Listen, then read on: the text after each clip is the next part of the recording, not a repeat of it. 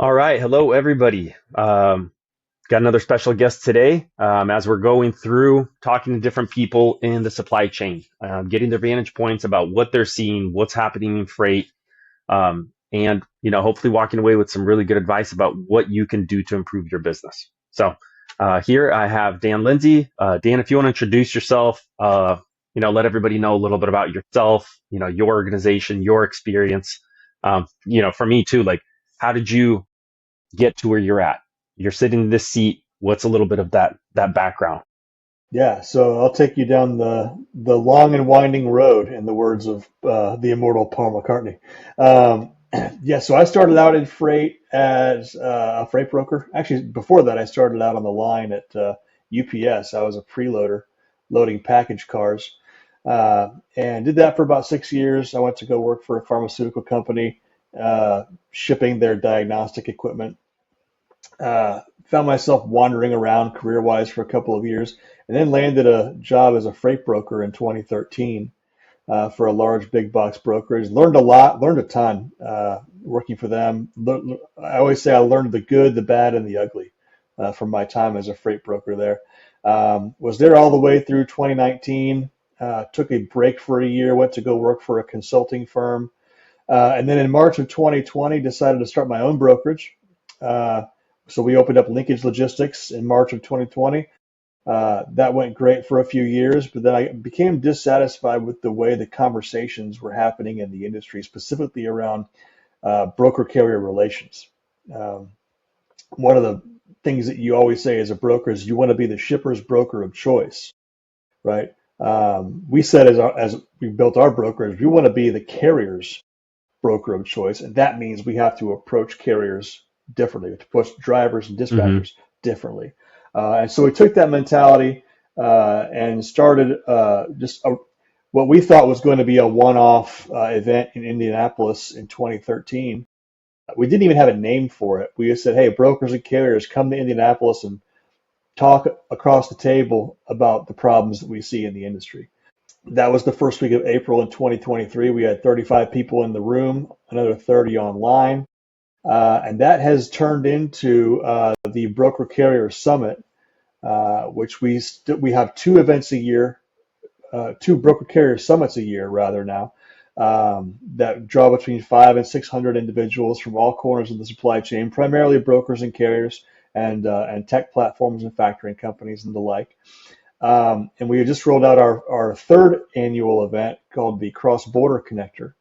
And so we're very quickly becoming an ecosystem inside which brokers, carriers, and anybody who is focused on partnerships throughout the freight industry can use our platforms to interact and to network. So hello, my name is Dan Lindsey, and I am the CEO of BCS Group. All right. Well, yeah, that explains it. It's a great space. The forum that you're essentially creating because it is one of those things. I've been on the trucking side. I've been on the brokerage side, and oftentimes, and it's not necessarily that people do. It's not like malicious, but it just people get very frustrated because you don't know what the other side is experiencing. Like you just don't know what their reality is, their daily challenges, whatever their KPIs are, and people don't have the luxury um, of getting to have those conversations. Right when you're in the thick of it, things get heated. Everybody's got somebody else breathing down their neck, and so if there is a space to slow down, myself just having gone to various summits myself from Tampa to Kansas City and just seeing those discussions and, being at a table with an owner operator who wants to branch out into another state and, being able to share whatever experience I have or, how to connect with, brokers to be able to kind of grow their business. And um, it's really cool. And it's cool to be able to have those conversations because I don't know when else I would have that. Right. Especially, in the space that we're at, um, the events tend to be larger. They have a different kind of representation. So those discussions are crucial because there's a lot of animosity, right? Let's be honest. So if you can create a place where people could come together, I think it's great. And I see people connecting. I see people grabbing business cards. I think you even got somebody a load, to We help move did. stuff. So just, that was really cool to see. Yeah. Well, it So was funny. how's So we our largest contract to date that has been facilitated by the BCS, to my knowledge, is just around $2 million in contracted freight, and that happened over lunch at one of our summits. nice? No, I mean and that's great, right? Because it's people want to do business, Yeah. and I think there's a little bit of everybody's trying to do everything. We're all adapting.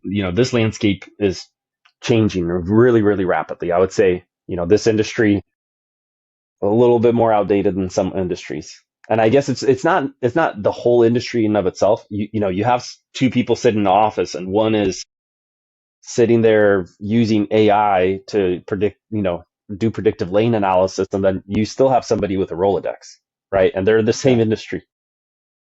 They might literally touch the same load at a different point, from the time that it leaves a warehouse to where it goes, if there's some value add, and by the time it gets, shipped elsewhere. That's just the industry, But as that stuff happens, I think we see a lot of issues. We see a lot of issues with fraud. We see a lot of issues, freights getting stolen, people pretending like they have companies that they don't, people buying out MCs, and moving freight. And I think that's the scariest part. They'll move freight and then just wait to strike. Agility Express was this really huge one that happened on, the 4th of July. Um, so when you were, running the brokerage, did you have any experience with that? Was there any case where everything just looked good, stuff checked out based on how you always did things, but, they happen to find a way to kind of get through the weakest link in the process? Yeah, we absolutely did. We navigated that, gosh, especially toward the end there, because we closed the brokerage in 2024 so I could focus on BCS.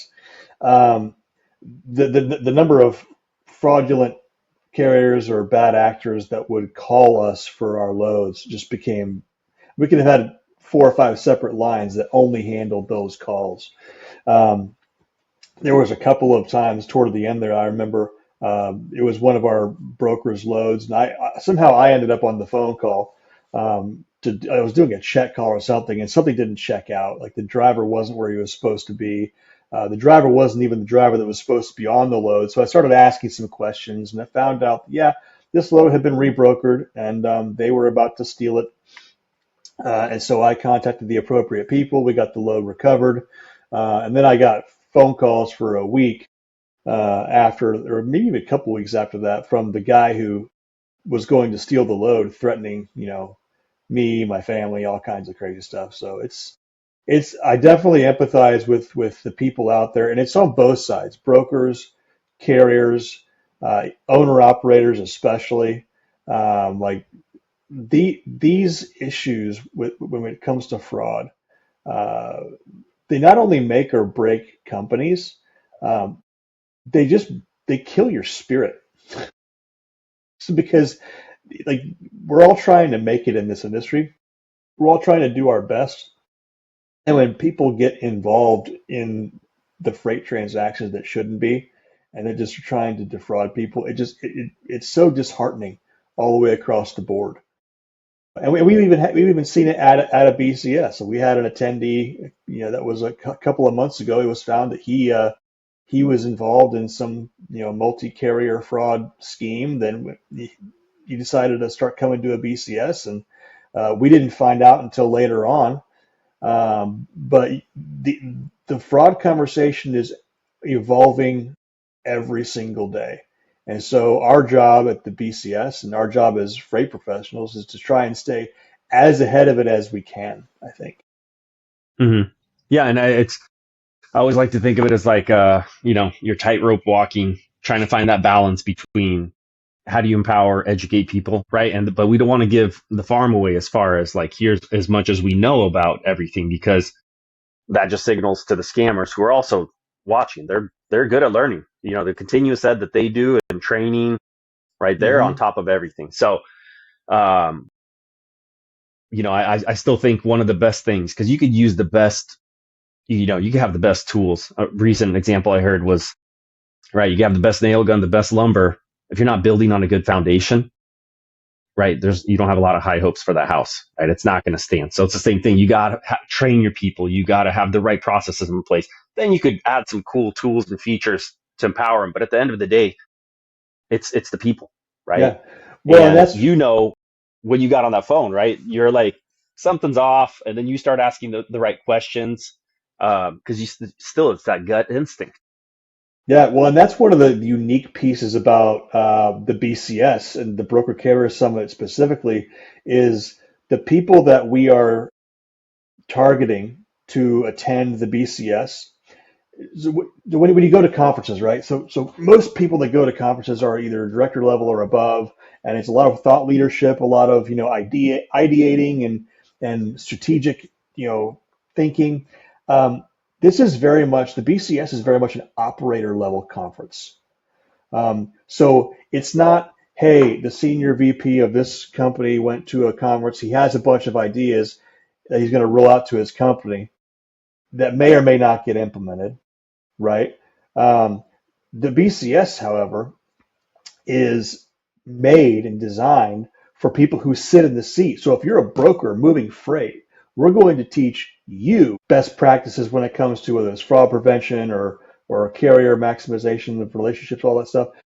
Also, we're going to put you at the table at lunch with potential carrier partners that you then will be on the phone with, presumably regularly if you end up doing business with them. So it's very much an operator to operator level event.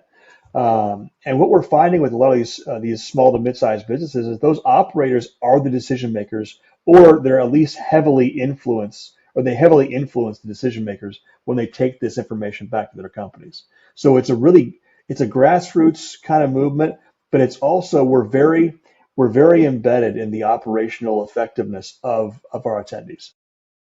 Yeah, and that's really cool because I think by having people who will actually work together, right, as far as our space and the carrier vetting, the strongest thing you could do to vet carriers is to know them, Hmm. to work with regulars, right? And especially if you've met face to face, because the whole thing is a lot of these scams, they work because of this, level of opaqueness and anonymity that you have from the fact that we've gone digital, right? Your address is on the FMCSA portal. Is that address even good? Are you going to look it up? Is that even their address? Is that where they're operating? This contact information, does it belong to them? Do they, is it truly theirs? Did they buy it off of somebody?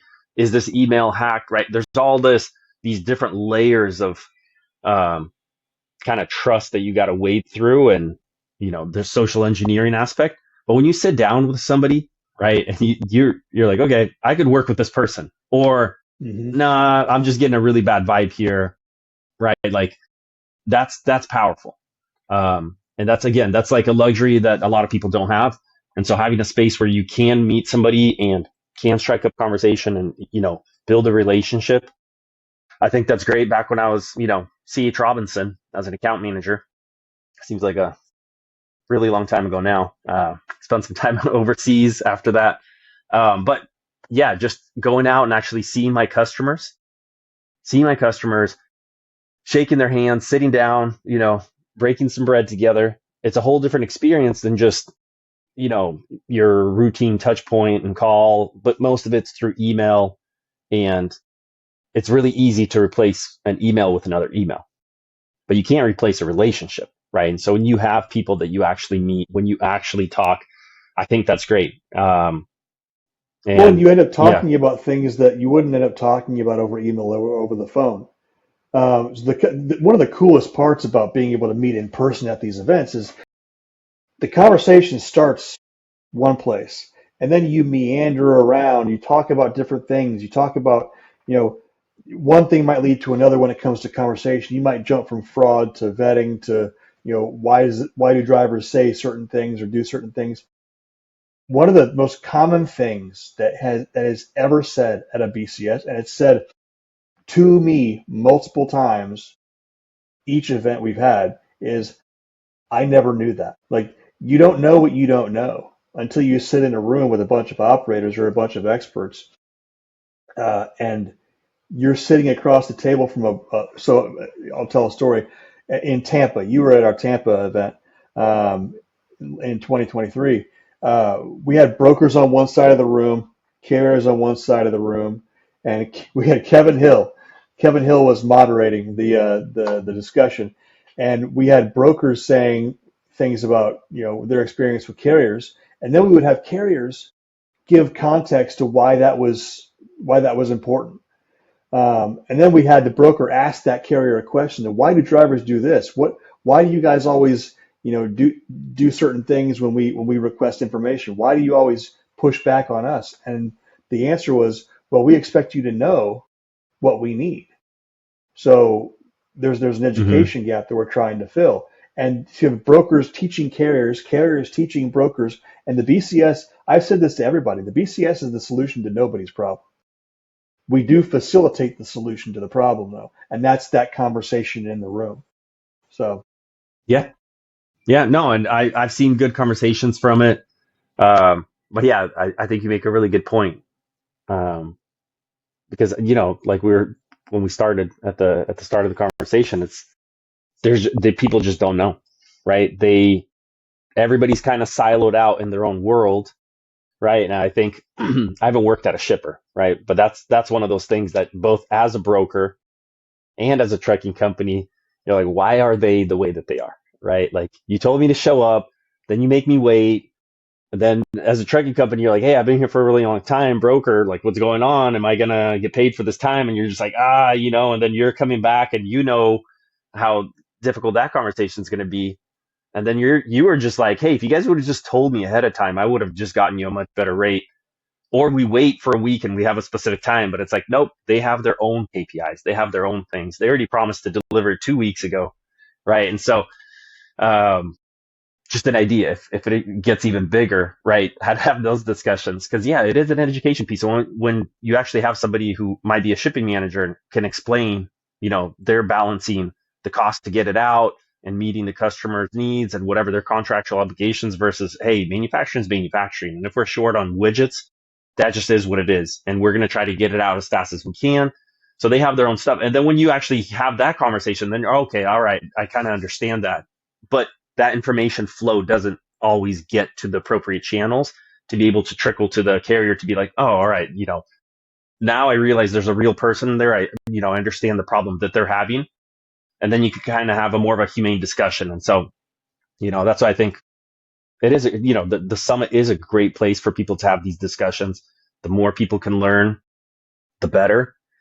And then, I'm really glad to participate in being able to share about, what's happening. I see Dale, a great colleague, you know, roping in the FMCSA to talk about what they're doing. And that's great to hear. And I know myself just watching, right, that room was packed as soon as they could hear about what's happening. And, Ken's announcing about Modus and what are the next steps. And I think people want to see that. I like all the stuff that the DOT is doing now, to just be more just upfront and out there and interacting. So, that's a great place because I don't know what other conferences you're going to get that. So, yeah, well, uh, one of the things that we're really proud of, and we're building on this as we build out, whether it's our education, our articles, white papers, blogs, even this new event that we have going on in the cross border connector.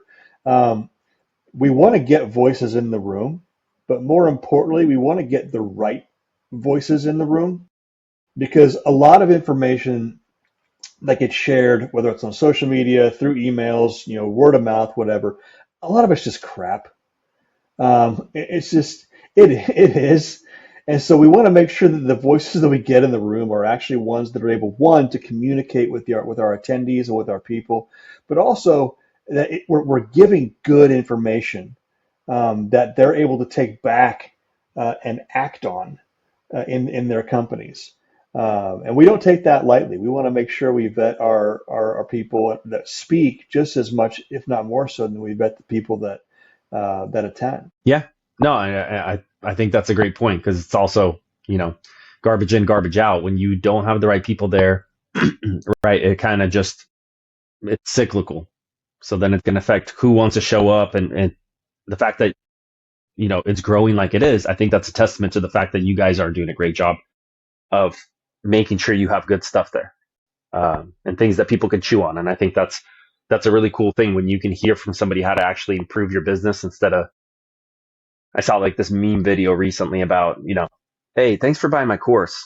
This course will empower you to, make it. And it's like the first chapter is just you help me make it, so you buy my course, right? But you're gonna have to buy my second course to actually learn how I did it. And Right. Yeah. right, so it's just that's a lot of the like the BS stuff. It's supposed to like, hey, here's actionable items that you could take. Here's real life scenarios that you could glean from. And I just remember who was it? It might have been Bain, like sitting there just Hmm. breaking down stuff for brokers and being real. And I think that was a really cool takeaway. And then jump over and I forget the individual's name, but he was talking about safety and compliance and right, like a lot of people don't understand the basic categories and the CSA and ISS and you have people just are stay there after the session to just listen for more because they're just like, hey, I really really need this because that could be a make or break. That's you're running your business or you're getting stopped at every single way station or you're really close to a safety audit that you might put you out of commission for 6 months, and for most people that's just the end of their company. And so um, you know I really appreciate that stuff. So that was cool. Dan, when is the next one? What's location, date? Yeah, so we're hosting our cross-border connector in Laredo, Texas, February 17th and 18th. I don't even think I'll see my house in February. I'm gone all month, um, between all the things that we're doing. But cross-border connector, February 17th and 18th. If you're involved in cross-border freight in any way, shape, or form, this is going to be an event that's going to start the conversation or change the trajectory of the conversation around cross-border. And then we have our spring summit in Kansas City, going back to Kansas City. April 28th and 29th, and then we'll be Great in barbecue. Dallas. Yeah, fantastic. Well, we're going to find out. So we got Kansas City in April, and then we have Dallas in October. No, it's good. And, Some and back to so back right there. we're Yeah. gonna we're gonna pit, Kansas City barbecue versus Texas barbecue. Um, we might have a truck, maybe talking about barbecue. But yeah, so yeah, Kansas City in April, and then the Dallas Fort Worth area in October. All right. Awesome. And I guess just to kind of close things off, you know, two things that come to mind. We got AI, we got fraud. I know they're going to intersect. I know Hmm. they're different things, but you have brokerages. Brokerages are facilitating this business. Where do you see what does all this look like in 5 years? Right. C.H. Robinson's investing in what they're doing. They seem to be, doing a good job with however they rolled out their agentic AI. Uh, you have people manipulating documents, right? Like where my team, the vetting team, has seen stuff, and yeah, it looks good. And you really, to the untrained eye, you know, these cap cards are passable. If they would have just sent them off, via fax, I, unless you know exactly what you're looking for, it would almost be undetectable. So there's just a bunch in there, but like, what do you kind of see, things shaping out as? What does a job look like compared to now? Yeah, I think two things. Well, we'll start with two things and see how many I end up talking about. Um, First is partnerships. If you do not have solid partnerships in this industry, one, it's not too late. Two, it might be too late um, to start forming those partnerships, because you're going to have relationships in this industry that you can rely on across the board, not just brokers and carriers or carriers and drivers, but you're going to have contacts and relationships at tech companies, insurance companies, ELDs. You will have to build. This is going to be the time to build your professional network, essentially. So partnerships are going to increase in importance, and the ones that have the best partnerships are the ones who are going to do the best in this new marketplace. I also think I was just talking with a colleague of ours who's also in the tech space literally about an hour and a half ago, and we were talking about this is going to be a sprint to be able to adopt AI and agentic AI and automations, because you have powerhouses like C.H. Robinson, dropping what $400 million on their new quoting automation tool. Now C.H. Robinson is quoting every single quote request, every single load request that comes in within 5 minutes. If you're a small or mid-sized player in the broker space, that affects you, and that's a threat. And so it's time to move fast and break things, at least in the short term, and break some eggs, figure things out, try new things, try many different new things to see what works. Um, the ones who can navigate partnerships and adopt AI and tech in meaningful ways this year, I think are going to be the companies and the individuals who end up establishing the trajectory of what freight looks like in the next 4 to 5 years. Yeah. All right. Solid. And then I guess any kind of closing thoughts, if you're a broker, if you're a carrier, right? Like it's cold, It's it's very cold. challenging right now. I have a foot of snow outside my house. It's very cold. What advice could you just give people like, hey, if you're going to do something today to improve your business, to improve your relation, like what would you do today if you were just to give like one piece of advice? Yeah. So when it comes to what we do here at the BCS, we have our core values, but we're also building a network. And so I would say parting words from me, as you build your network, focus on three things. Focus on the quality of people in your network. Make sure the people in your network are elevating you and you're able to elevate them. If they're not able to do that, get them out of your network. Um, Also, monitor and filter the information that you allow in your network. So people and information are two indispensable pillars of a strong network. So as you build your network out, focus on people and focus on information. And the third thing, and this is the most important thing, stay true to your values, be your authentic self in the marketplace, because this is a close-knit industry and the memories of people in this industry are long.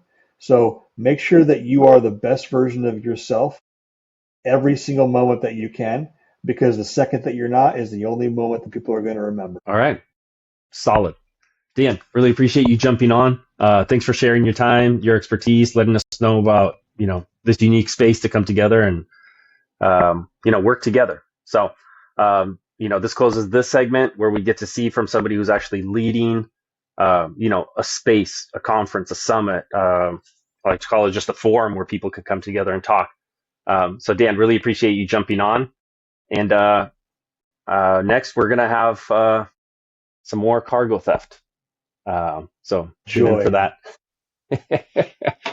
Thanks, Andre. No, that came out all wrong. I meant we're going to hear from an expert who's going to talk about it. But yeah, Dan, thanks again. Really appreciate it. Appreciate you, Andre.